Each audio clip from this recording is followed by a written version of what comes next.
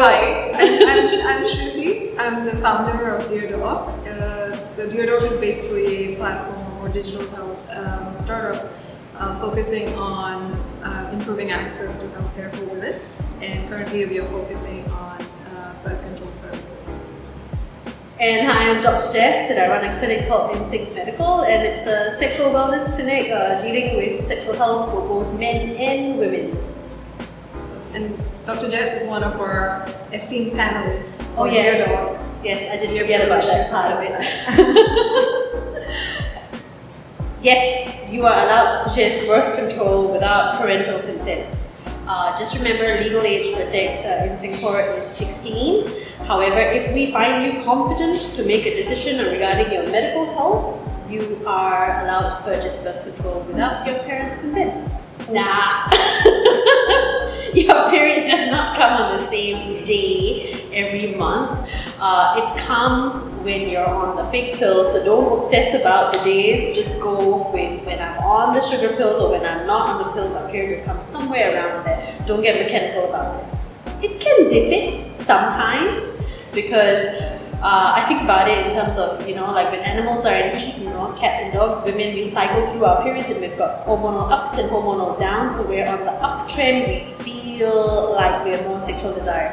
But when you take birth control, it flatlines everything. So it might make your desire a little bit lower. Some pills perform better with this, some pills don't.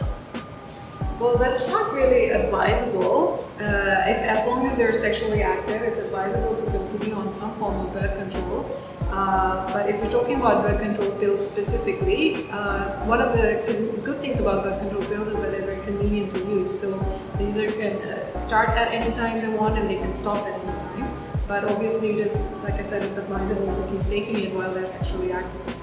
I mean, if you want the contraception, keep going. If you don't want it anymore, just stop. From what? Pregnancy? Yes. STDs? No.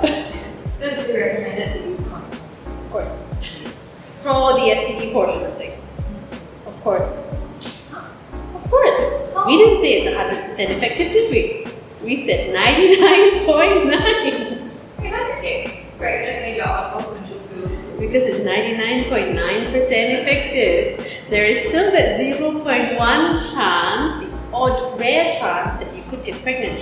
But this is still better than nothing on board. So you're conferring yourself a best protection with birth control pills on board. Okay? We've never ever said it's 100% effective. So you can't turn around and go sue companies when you get pregnant on birth control pills. It doesn't affect the effectiveness of the pills, but take for example, if you have things like liver disease from excessive drinking, yes, it can affect the way the pills are sort of managed in the body.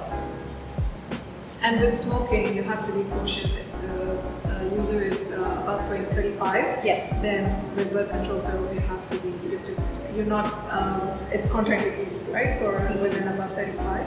Yes, so you can increase your risk of things like blood clots and strokes. So it doesn't affect the effectiveness, but it increases the risk. Generally, we always have a 3-hour rule. So if you vomit, particularly within 3 hours of taking a pill, it probably hasn't gone through your system, you might need to take another one.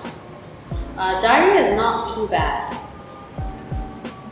Also with emergency birth control, it works the same way. So with that one, it's extra important to be extra careful because for obvious reasons. So if you puke within 3 hours of taking the pill, the emergency pill, that's the one Shruti is talking about, then you take one more. If you puke after 3 hours, it would have gone through your system, so you don't need to take another one.